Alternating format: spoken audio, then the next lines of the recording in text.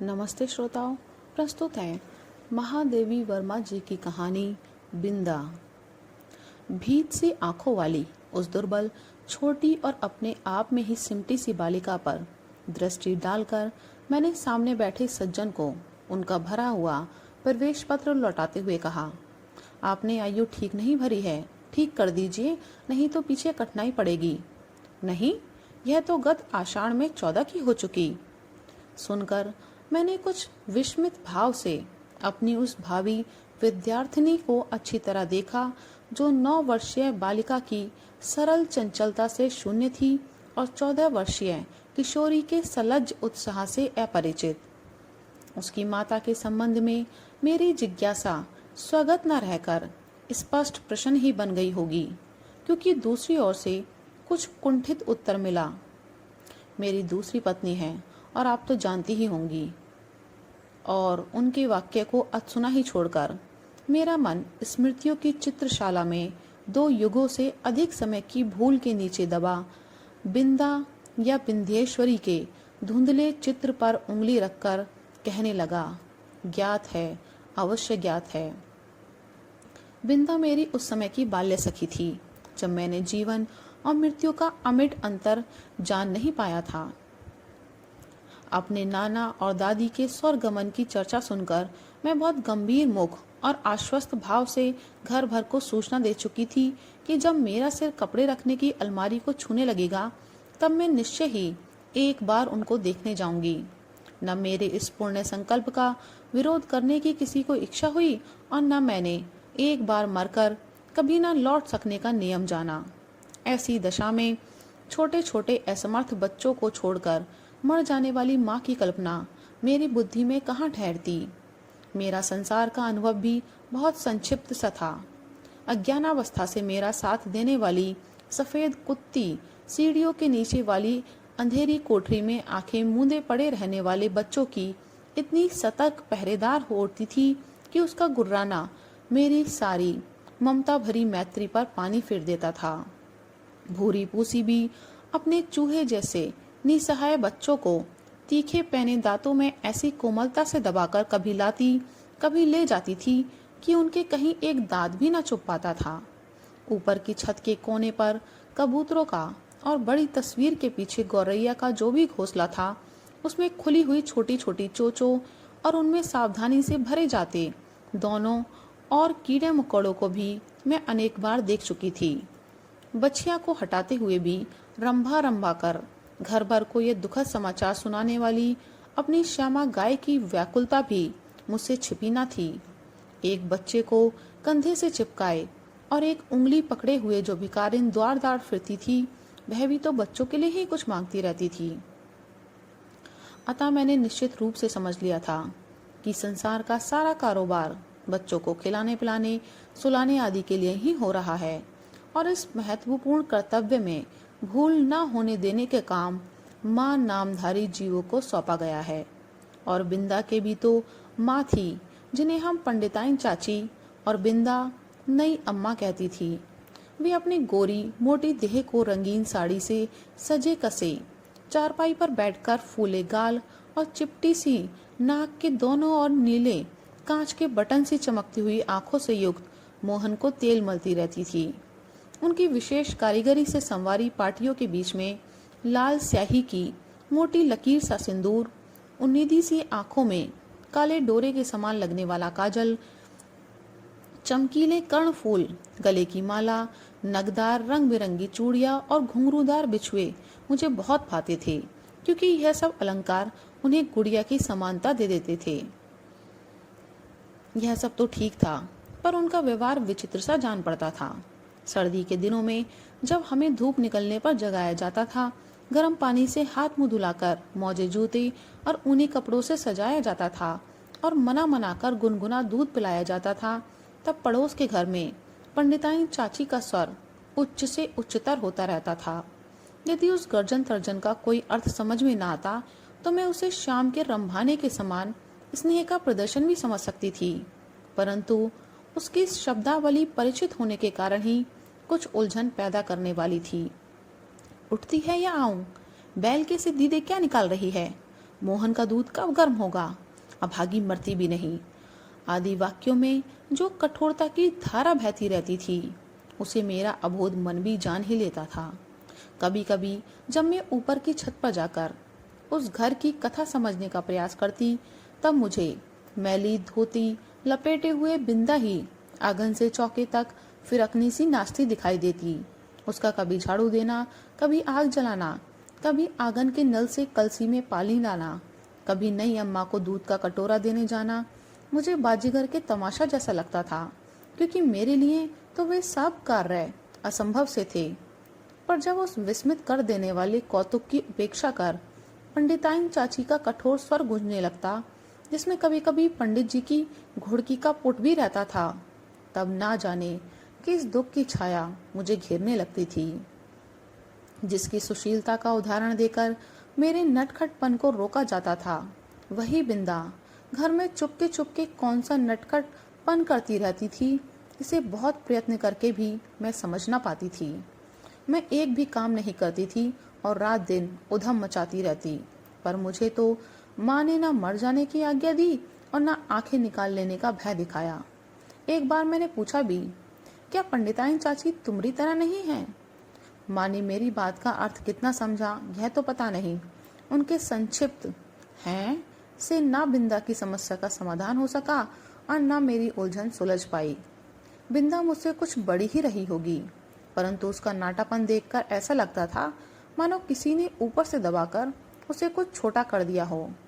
2 पैसों में आने वाली खंजरी के ऊपर चढ़ी हुई झिल्ली के समान पतले चर्म से मड़े और भीतर की हरी हरी नसों की झलक देने वाले उसके दुबले हाथ पैर ना जाने किस अज्ञात भय से अवसन्न रहते थे।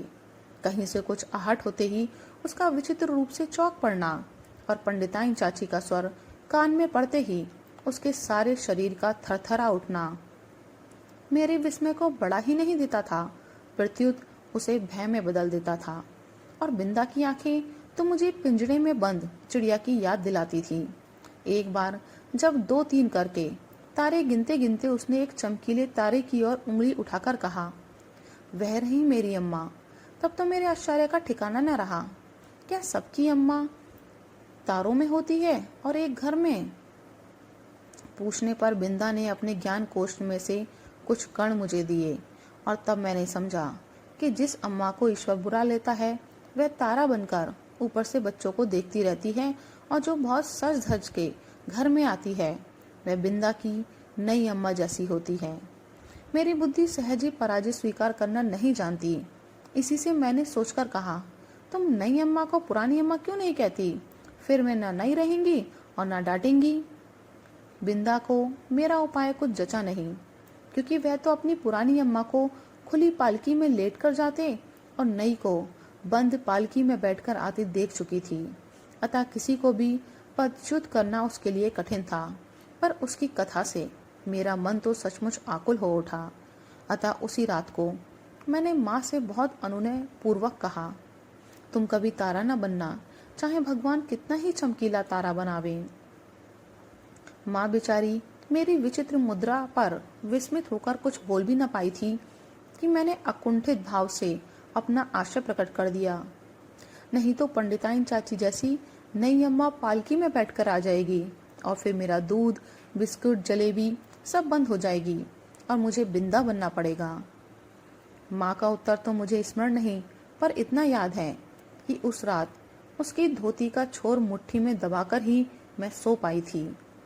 बिंदा के अपराध तो मेरे लिए अज्ञात थे, पर पंडिताइन चाची के न्यायालय से मिलने वाले दंड के सब रूपों से मैं परिचित हो चुकी थी। गर्मी की दोपहर में मैंने बिंदा को आंगन की जलती धरती पर बार बार पैर उठाते और रखते हुए घंटों खड़े देखा था। चौके के खंबे से दिन भर बंधा पाया था और भूत से मुरझाए मुख के साथ पहरों नहीं अम्मा और खटोले में सोते मोहन पर पंखा झलते देखा था। उसे अपराध का ही नहीं, अपराध के अभाव का भी दंड सहना पड़ता था। इसी से पंडित जी की थाली में पंडिताइन चाची का ही काला, मोटा और घुंघराला बाल निकलने पर भी दंड बिंदा को मिला। उसके छोटे छोटे हाथों से धुल न सकने वाले उलझे तेलहीन बाल भी अपने स्वाभाविक भूरेपन और कोमलता के कारण मुझे बड़े अच्छे लगते थे। जब पंडिताइन चाची की कैंची ने उन्हें कूड़े के ढेर पर बिखरा कर उनके स्थान को बिल्ली की काली धारियों जैसी रेखाओं से भर दिया तो मुझे रुलाई आने लगी। पर बिंदा ऐसी बैठी रही मानो सिर और बाल दोनों नई अम्मा के ही हों। और एक दिन याद आता है, चूल्हे पर चढ़ाया दूध उफना जा रहा था। बिंदा ने नन्हे नन्हे हाथों से दूध की पतीली उतारी अवश्य, पर उसकी उंगलियों से छूटकर गिर पड़ी। खोलते दूध से जले पैरों के साथ दरवाजे पे खड़ी बिंदा का रोना देख मैं तो हतबुद्धि सी हो रही। पंडिताइन चाची से कहकर वह दवा क्यों नहीं लगवा लेती, यह समझाना मेरे लिए कठिन था। पर उस पर जब बिंदा मेरा हाथ अपने जोर से धड़कते हुए हृदय से लगाकर कहीं छिपा देने की आवश्यकता बताने लगी, तब तो मेरे लिए सब कुछ रहस्यमय हो उठा। उसे मैं अपने घर में खींच लाई अवश्य, पर न ऊपर के खंड में माँ के पास ले जा सकी और न छिपाने का स्थान खोज सकी। इतने में दीवारें लांग कर आने वाले पंडिताइन चाची के उग्र स्वर ने भय से हमारी दिशाएं रौंद दी। इसी से हड़बड़ाहट से हम दोनों उस कोठरी में जा घुसी जिसमें गाय के लिए घास भरी जाती थी। मुझे तो घास की पत्तियां भी चुभ रही थी, कोठरी का अंधकार भी कष्ट दे रहा था। पर बिंदा अपने जले पैरों को घास में छिपाए और दोनों ठंडे हाथ से मेरा हाथ दबाए ऐसे बैठी थी मानो घास का चुभता हुआ ढेर रेशमी बिछौना बन गया हो। मैं तो शायद सो गई थी, क्योंकि जब घास निकालने के लिए आया हुआ गोपी इस अभूतपूर्व दृश्य की घोषणा करने के लिए कोलाहल मचाने लगा, तब मैंने आंखें मलते हुए पूछा, क्या सवेरा हो गया? माँ ने बिंदा के पैरों पर तिल का तेल और चूने का पानी लगाकर जब अपने विशेष संदेश वाहक के साथ उसे घर भिजवा दिया, तब उसकी क्या दशा हुई यह बताना कठिन है। पर इतना तो मैं जानती हूँ कि पंडिताइन चाची के न्याय विधान में न क्षमा का स्थान था, न अपील का अधिकार। फिर कुछ दिनों तक मैंने बिंदा को घर आंगन में काम करते नहीं देखा। उसके घर जाने से माँ ने मुझे रोक दिया था, पर वे प्रायः कुछ अंगूर और सेब लेकर वहाँ हो आती थीं। बहुत खुशामद करने पर रुकिया ने बताया कि उस घर में महारानी आई है। क्या वे मुझसे नहीं मिल सकती? पूछने पर वह मुंह में कपड़ा ठूस कर हंसी रोकने लगी। जब मेरे मन का कोई समाधान न हो सका, तब मैं एक दिन दोपहर को सभी की आंख बचाकर बिंदा के घर पहुंची। नीचे के सुनसान खंड में बिंदा अकेली एक खाट पर पड़ी थी। आंखें गड्ढे में धंस गई थी, मुख दानों से भरकर न जाने कैसा हो गया था और मैली सी चादर के नीचे छिपा शरीर बिछौने से भिन्न ही नहीं जान पड़ता था। डॉक्टर, दवा की शीशियां, सिर पर हाथ फेरती हुई माँ और बिछौनों के चारों चक्कर काटते हुए बाबूजी के बिना भी बीमारी का अस्तित्व है, यह मैं नहीं जानती थी। इसी से उस अकेली बिंदा के पास खड़ी होकर मैं चकित सी चारों ओर देखती रह गई।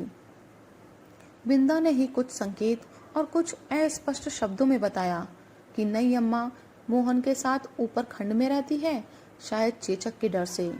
सवेरे शाम बरौनी आकर उसका काम कर जाती है। उसके बाद फिर बिंदा का मिलन संभव न हो सका, क्योंकि मेरे इस आज्ञा उल्लंघन से माँ बहुत चिंतित हो उठी। एक दिन सवेरे ही रुकिया ने उनसे ना जाने क्या कहा कि वे रामायण बंद कर बार बार आंखें पूछती हुई बिंदा के घर चल दी।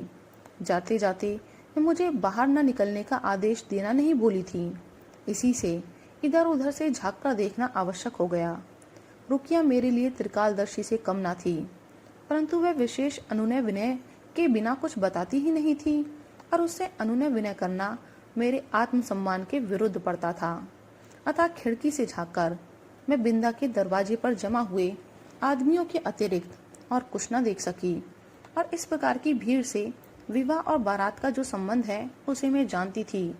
तब क्या उस घर में विवाह हो रहा है, और हो रहा है तो किसका? आदि आदि प्रश्न मेरी बुद्धि की परीक्षा लेने लगे। पंडित जी का विवाह तो तब होगा जब दूसरी पंडिताइन चाची भी मरकर तारा बन जाएंगी, और बैठ न सकने वाले मोहन का विवाह तो संभव नहीं। यही सोच विचार कर मैं इस परिणाम तक पहुंची कि बिंदा का विवाह हो रहा है और उसने मुझे बुलाया तक नहीं। इस अपमान से आहत मेरा मन सब गुड़ियों को साक्षी बनाकर बिंदा को किसी भी शुभ कार्य में न बुलाने की प्रतिज्ञा करने लगा। कई दिन तक बिंदा के घर झांक झांक कर जब मैंने माँ से उसके ससुराल से लौटने के संबंध में प्रश्न किया, तब पता चला कि वह तो अपनी आकाशवासिनी अम्मा के पास चली गई। उस दिन से मैं प्रायः चमकीले तारे के आसपास फैले छोटे तारों में बिंदा को ढूंढती रहती, पर इतनी दूर से पहचानना क्या संभव था? तब से कितना समय बीत चुका है, पर बिंदा और उसकी नई अम्मा की कहानी शेष नहीं हुई। कभी हो सकेगी या नहीं, इसे कौन बता सकता है। धन्यवाद।